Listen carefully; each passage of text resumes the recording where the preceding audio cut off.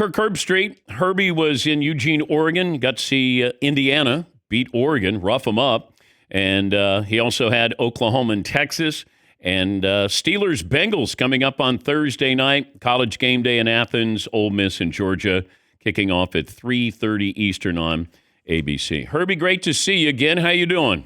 I'm great, man. How are you? Doing great, but I still get frustrated when I watch these young quarterbacks in the NFL, and you don't have continuity in the coaching staff or the offensive coordinators, and then you send them out, and they just kind of run around in circles here.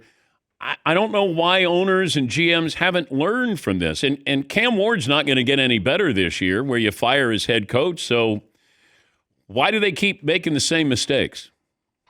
I wish I knew. I mean, I think I just left a game I did last week with Philly and the New York Giants, and there's an example on the opposite end, where Jackson Dart has seemed to kind of figure things out with what Brian Daboll wants to do with the Giants.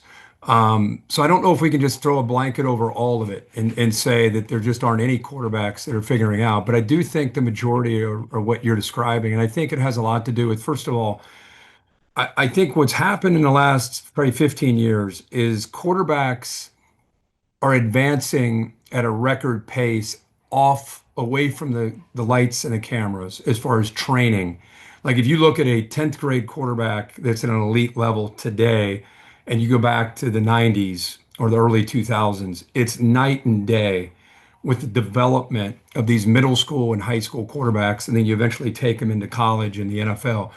So technically, they're incredibly sound. It's almost like in hoops, a guy that just works on a jumper or works on individual moves, but he doesn't get a lot of action in actual pickup games. And then you throw him into pickup games, and it's like, whoa, this is different than my training. And I think what's happened is, and I've heard Tom Brady talk about this, how the game has been dumbed down to a certain degree. And I agree with that. Doing college for the last 30 years and watching the changes just at that level, forget the NFL. We started to see, if you go back to like your and I era, it was more I formation and more traditional what you would think of football. And then Joe Tiller came around, and Rich Rodriguez came around, and Chip Kelly came around, and all of a sudden we started to see teams go really fast. And we're like, what's going on with all this speed? And then you see signs on the sideline, just Daffy Duck or Dan Patrick or whatever it might be, whatever the play might be. No one's huddling. So you just keep going down that path. That becomes, instead of outliers like Chip and Rich Rodriguez, it becomes the norm. So what's the downside to that? The downside to that is you don't have quarterbacks anymore that are learning how to run an offense, getting down on a knee and looking up to 10 guys in their face and calling a play, and getting ready to read structures of defenses. What we're doing is kind of smoke and mirrors in a lot of the college offenses. It's going so fast that the defenses, they're looking over to the sideline, they're not quite lined up, 50-yard touchdown. And you start having these quarterbacks throw for 4,000 yards, and everybody thinks this guy's the first pick overall in the draft. And is he truly ready? Is he truly more than just potential? When Tom Brady came out, those quarterbacks, there was evidence of their play on the field, and you could, as an evaluator, you could kind of see how he fit into your scheme.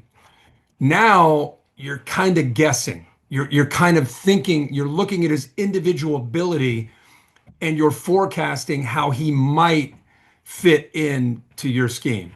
So that's why I think we have this. I mean, it's literally first round draft picks. You're rolling the dice, and sometimes you hit a Jackson Dart, and sometimes it's a swing and a miss. And I think that's why we have what we have. But these guys are so desperate to get the guy, like a Jackson Dart maybe, that they're willing to keep taking those chances, even though the result potentially is them losing their job if they don't get it. Yeah, a friend of mine who's an NFL scout said that, and he's been doing this for a long, long time. He said these young quarterbacks don't realize that you must throw a receiver open, and if a receiver is open, he won't be open much more than a second or two. In college, you got guys that are open. You got kind of avenues or alleys. I can throw there, and I don't have to worry about anything. These guys now, it's like, damn, wait a minute, I thought you were open, and it's just so quick. And I don't know Yeah. how that's why Dylan Gabriel got the start in Cleveland over Shador, and they, set Joe down south. He at least processes really quick and gets it out Mhm. really quick. But can you teach, or how do you teach getting the ball out quickly, whether it's college or certainly the That's NFL? you just hit the word processing. When Mac Jones came out, and I can't remember all the quarterbacks that came out that year. It was Trevor and Mac, and there were a bunch of guys that came out that year. And I do shows like this, and people ask me of all these. I think there's maybe five in the first round that year. Which is the guy that you think really has a chance? And I said Mac Jones. And they said, well, what about Trevor Lawrence? I mean, Trevor Lawrence is a great player, and he won national championships at Clemson. And it was nothing. It wasn't not a knock on Trevor. It was just I had a chance that year to sit down with all five of these guys and watch film. And I remember sitting down with Mac Jones, and remember he's running Sark's offense, and Sark had been an offense coordinator for the Falcons and runs in the college game, what's probably closest to the pro game. And my gosh, the command of the offense and the way he was like Rain Man on the board trying to tell me all these different things. And I was just like, holy cow. And watching film with him, like the way his brain just fired, it just really stuck out to me. And I just thought, wow, this dude processes at an elite level. Now, he's not 6'4", he's not going to throw it 80 yards and all that. But man, when it comes to getting the ball out, so now look at what his career. New England with at one point Matt Patricia calling plays and Joe Judge and everything that went on there. And then he goes, he's a backup, ironically, to Trevor. And now he's at San Francisco and he's with a coach that really, really relies heavily on that. Here's my system. This is quarterback friendly offense. You got to know where to go with the ball, and we want the ball out on time. If you do that, we're going to be fine. And I'm not saying Mac Jones is going to take Brock Purdy's job. I'm just saying processing is the hardest thing, I think, to predict because you don't see enough evidence of it in college because of the tempo and because of the wide open receivers. You're kind of sitting down, doing talks with them and watching film with them, listening to how they recount different kind of coverages and what kind of adjustments they would make. But it's a trick. Bo Nix is doing a great job with Sean Payton. I mean, we can find guys Yeah. that early in their careers are doing well, but it's something that more often than not, at that position, it takes time and reps and failure to overcome the failure. And I think what Arch Manning's going through right now, I just had his game in Dallas last week. I think the greatest thing is that he's going through this right now. I really do. I think how great, as opposed to Anthony Richardson, the only failure he really met was injuries in Gainesville. And all of a sudden he gets to the NFL, and now you got to, the position is about overcoming failure. Yeah. And I think Arch Manning, the best thing that's going to happen to him long term is people going from he's the Heisman, he's the best, he's better than Peyton, he's better than Eli, to this dude sucks. This guy's trash. What to go through that and to not point fingers and to just endure that, man, is that going to help him? It sucks to go through it, but man, is that going to help him long term?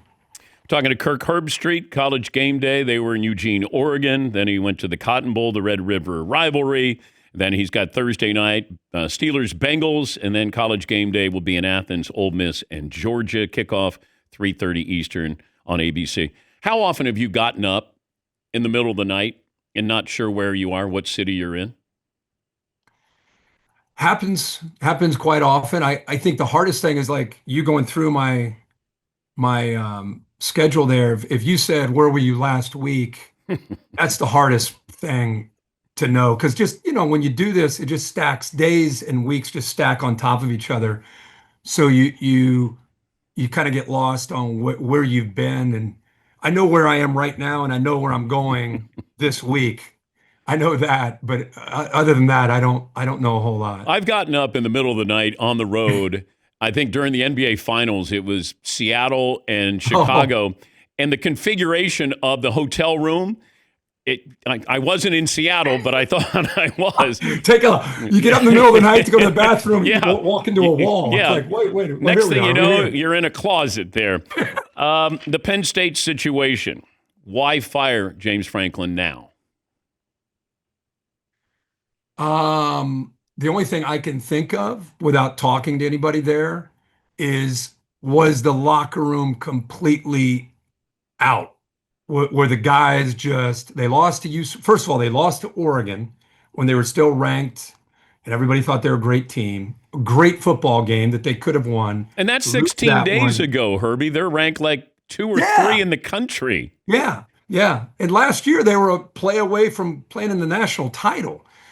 Everybody always talks about his record against top 5 or top 10 teams, but when he lost to UCLA, it was clearly nothing against UCLA because they're playing so differently right now. But clearly that team was impacted by the disappointment and they couldn't shake it against Oregon. They showed up, they looked at the film, they're like, this UCLA team sucks. They just fired their coach. Whatever, we'll kill them. Boom, got embarrassed. And I don't know whatever happened on that flight home and that next week of practice, getting ready for Northwestern. The only thing you can think of is maybe he lost the team. And if you're the AD or you're the decision makers, and they're still looking at maybe trying to salvage this year. By the way, I know Drew Aller's got the injury, but there's enough talent on that roster. If you look at their schedule, they can win a lot of games. But maybe I don't know this, but maybe the ship was sinking as far as the buy-in behind the scenes, and maybe the decision makers thought, let's get out of this now. Let's try to salvage this year, and let's try to find our next guy. It's the only thing I can think of is why you do it right now. How attractive is that job? I still think it's a premier job. They spend money. I mean, they are willing. Isn't that sad that that's how you have to look at it? Not tradition and history and what they're capable of doing. Joe Paterno and all the wins and championships. Now are they spending money? And they are. And they will be very attractive. Now, you might be this day and age, it's different, in the NFL and college because the noise outside of the buildings is so much louder. And with the money, hey, I gave $1 million. I gave what you got all these money people now that are helping influence and make decisions. That's a slippery slope, I think, when it comes to coaches making a decision on should I go to this school, because I need we're going to have some tough times. I need you to be in the corner with me. I don't need you to kind of throw me out there and let me, be by myself. So I like Penn State. It's a great campus, great university, great tradition, great stadium. They're spending money. I think anybody would go to Penn State if they got the opportunity. That's just my take. We're going to South Bend. We're going to be there Thursday and Friday for Cool. USC and Notre Dame. USC is kind of quiet. Which to me, if this is 2004, they're ranked in the top 5, with a 1-loss record. They weren't even ranked, and they roughed up Michigan there. So what do you expect out of USC? And Notre Dame's finally playing like we thought they were going to play. That's a really good point. You're right. I think what's happened to USC when it comes to AP voters and maybe even the coaches poll is they're kind of 1 foot in and 1 foot out. It's been a long time since USC has been a relevant top 10 team. And I think more often than not, a program like USC with its tradition gets the benefit of the doubt when it comes to preseason rankings. In the last few years with Lincoln Riley there, they've not proven to be the team that could adjust to the Big Ten and become a perennial power. So people are kind of like, okay, let's wait and see. And I still feel like even though they beat Michigan fairly convincingly, I still feel okay. Let's see how they do at Notre Dame. Yeah. Let's see what they do at Notre Dame. Then I can say, okay, Lincoln Riley's got them going. That's my take on where USC is. And on the other side, Notre Dame, go back and look at who they played early in the year with a brand new quarterback, new defensive coordinator. They're just trying to kind of find themselves. I think there's enough ability there for them to run the table. This is probably their toughest game they have left Saturday against SC at home. But if they just focus on week to week and not people like me saying they're going to finish 10-2, they're going to be in at large, they're going to the playoff. If they just focus on every week getting ready, which Marcus is as good as there is, then that's a team that can do a lot of good things this year and still achieve their goals, even though they were set back their first 2 games. By the way, thank you for having me be ahead of the curve because I remember in the preseason you said, hey, keep an eye on Indiana's quarterback, Mendoza. And Yeah. it just stayed with me. And then all of a sudden they were putting up points, and then they blew out Illinois. And then I was like, hey, Man, Herbstreit was on this, and he's probably the leading candidate for the Heisman right now. probably right now. And that Dan, I'll win tell you at what, Oregon, too. that's exactly what I was going to say. I mean, Alabama won at Georgia. Georgia won at Knoxville, which those are huge wins. But I don't think there's a bigger win than what Indiana did Yeah. going to Oregon and playing the way they did. This was not hey, Oregon, they lost a game. This was Indiana. Think about the pick six that Mendoza threw, and you're thinking, okay, whew, okay, they're going to win at home, of course. And instead, they go on a 12-play drive. That was their response to the pick six. That tells you everything you need to know about this team and the ability to respond to some adversity in the toughest environment you could be in. And they did it. They scored 10 straight points after that pick six and deserve all the accolades they're receiving. I was a guy that's kind of been, I think you have to respect what Kurt Cignetti has done, but they didn't beat a team with a winning record last year. The two times that they had a chance against winning record teams were Ohio State and Notre Dame, and they lost both those games. Nothing. I mean, they're still doing a good job, but let's not put them up in the elite category yet. And then they did what they did against Illinois, and then they followed up with the win against Oregon. They deserve all the credit in the world. In fact, this week I have them at number one in the country, or just slightly ahead of Ohio State, just because of what they did against Illinois and against Oregon. Or yeah, on the road, especially in Oregon. You've called a lot of games, but your best performance wasn't on a football field. It was with Coach Corso. You should be very proud. You guys, Thank you. especially you. Thank you, man. You put him in a position to succeed, and understanding TV, you did a wonderful job. Thank you, man. I appreciate that. On our show, this is my 30th year on game day. And of course, you were there at ESPN when I first started there. And I didn't know what I was doing. I had no clue. I watched Lee Corso. He'd have a legal pad out. He would write in black Sharpie, like 2 or 3 sentences for his on camera. He would have a green Sharpie for when he would do his throw line, and they would throw to video, and then he would have whatever he would say in green, and then in blue would go back on a single, and so nobody taught me. I was watching him, so I thought that's what you're supposed to do. So I got a legal pad and I got Sharpies, and I tried to do what he did. And I was so terrified of trying to memorize. It was like he was reading a teleprompter because he had practiced it so much. And to go from that to all the experiences with him, both on and off camera. And you know what it's like when you work with people. It's really more the experiences off camera that draw you closer and create a bond. And then that bond kind of carries over on camera. I know you've done it with a bunch of different people, so you know exactly what I'm talking about. And it's almost like an unspoken friendship. And then when he had a stroke, he went from being like the mentor and the coach to me. We never talked about it. It was just, you're an Ohio guy, I'm an Ohio guy. Like, what can I do to help, kind of thing. And so I just kind of sat there, and if he ever needed a little bit of help, I would help. And if he didn't need it. And I would try to do it as subtly as I could. And I didn't really realize people were paying attention to it. And I think over time it just became, because I'm sitting next to him. If he were sitting next to Dez, I bet Dez would have done it. But he just happened to be sitting next to me, and it was just two friends hanging out next to each other talking football. And I was really, really happy the way ESPN handled that. Sometimes big companies, a lot of people, things move on, and they really did him right. That special they did. Yeah. And the fact that it was at Ohio State, ironically enough, where he started with the headgear and finished with the headgear, it was a cool experience to be there with him. If we don't win the Sports Emmy and you guys win it and you include that, I'll be cheering, standing up. So I'll be fine with that. I'm not fine with anybody else winning the Sports Emmy for show, Herbie. But safe travels as always, and Thank you, man. great to connect again. Great to see you, man. Anytime. That's Kirk Herbstreit, ESPN college football analyst.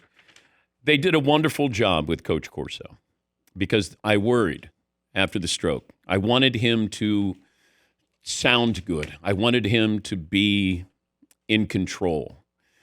And Herbie did a wonderful job. You just kind of guiding. You're filling in the blanks when you need to. It was a delicate moment each time he was there, and you could tell Herbie was there just in case he slipped or he forgot or whatever it might be. But that was well done.